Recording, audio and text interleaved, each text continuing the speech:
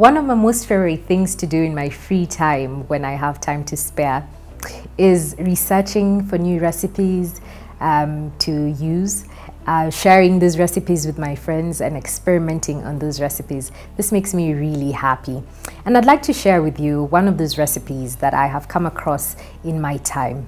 Hi, my name is Daisy Oloo. I'm from CITAM Gong, and thank you for watching CITAM Church Online.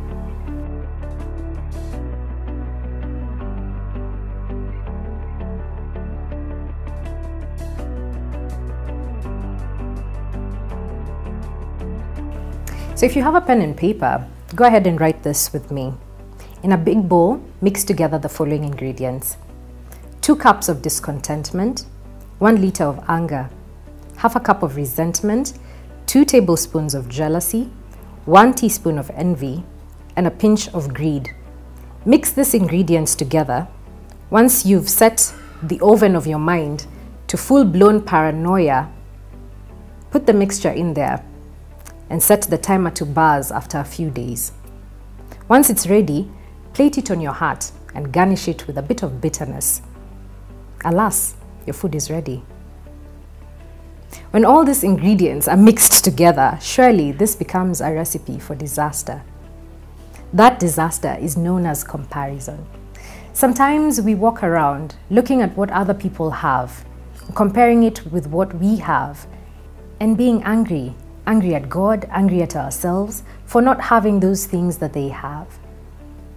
I was speaking to a group of young people a couple of weeks ago who were in a rather interesting state. They were complaining about their parents, or they had issues with their parents, and saying how it would have been better if they were born in different families. That was a very interesting thing for me, because I don't know if you've had this statement, but sometimes the grass looks greener on the other side because it's being watered by sewage. You don't know what that family is going through. Be content and be happy in your own family, because that's where your blessing is going to come from. Don't compare what they have to what you have. Don't compare the opportunities that they have with the opportunities that you have. Be content, because in that family and in that space that you're in, that is exactly where your blessing is going to come from.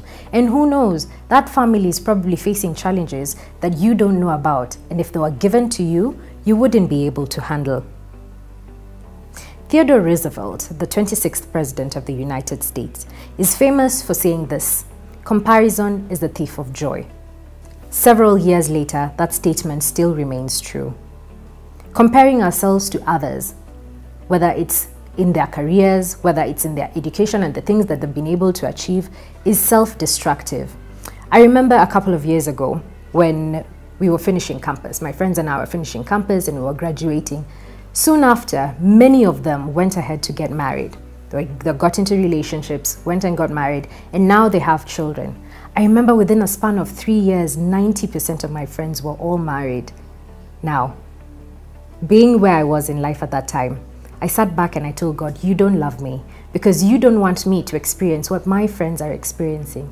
And this hindered me from fully experiencing joy for my friends. Comparison leads to clouding of the mind, and we tend to focus on the things that we do not have and miss out on the blessings that God has for us and the blessings that He has already blessed us with. You might be sitting there and thinking, "Oh, but I don't have a car, my friends have a car." You don't know the struggles that they're going through, paying insurance, paying fuel, paying parking even in town or wherever it is that they're parking their cars. If you're using a matatu, if you're using an Uber or Taxify, whatever the case, your trouble is internet. You just need to have internet on your phone, grab yourself a taxi and get wherever you're going. Your trouble probably is just queuing on a line to get into a matatu, to get home. That's all your problem. That's your entire issue put in one. That's it. This friend has so many other issues to deal with that you don't know, and perhaps if they were given to you, you wouldn't be able to handle them. So it leads to the clouding of a mind. We're unable to look at the blessings that we have and instead focus on the things that we do not have. It's a trap from the enemy that is purely unnecessary, and it robs us of peace, it robs us of joy, and diminishes the beauty that God has blessed us with.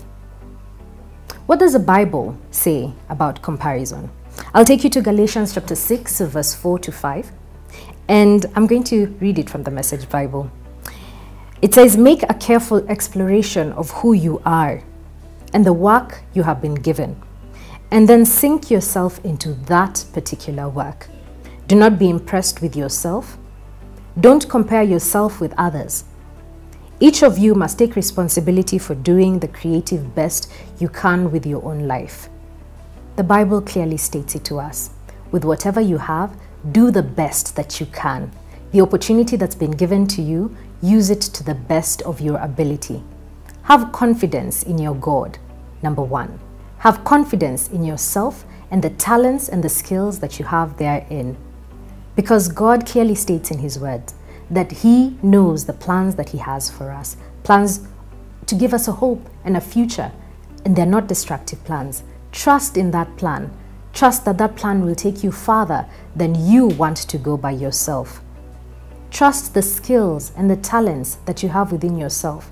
Do not look down upon yourself and say, but XYZ can sing better, but ABC can draw better. Whatever it is you have in your hand, use that. Don't look at another and compare your talent, and compare your skill, compare your opportunity to another. 2 Corinthians chapter 10 verse 12.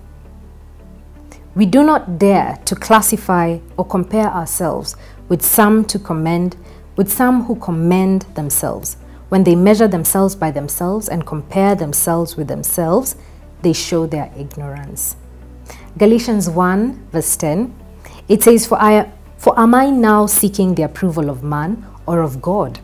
Or am I trying to please man? If I was still trying to please man, I would not be a servant of God. Who are you pleasing? When you look at other people's lives and compare it to your own, what are you trying to prove? What exactly is missing or lacking in your own life that God has not already given or filled? The Word of God is clear that every single blessing that we require in this life has already been given to us. All you have to do is wake up and proclaim it and claim it in the spiritual realm, and it will manifest for you in the physical. When we stop comparing ourselves to others, we run our own race and achieve our own goals. Goals that we can be proud of. To stand and say, I have achieved X and achieved Y and achieved Z. We allow God to accomplish these things in our lives, and we appreciate Him at the end of the day for it. We can enjoy God's blessings and share with others as well. You can mentor other people. You can tell them of your story, and they will be blessed, motivated, and moved by it. We enjoy peace of mind and restoration, along with a happy and thankful heart. Thank you for watching CITAM Church Online. It's always a pleasure to have you. We have various platforms with which you can engage with us on Facebook, on Twitter, on Instagram, on YouTube. Take your pick and ask us questions, interact with us. We'd love to hear from you. My name is Daisy Oloo, and thank you so much for watching. See you next time.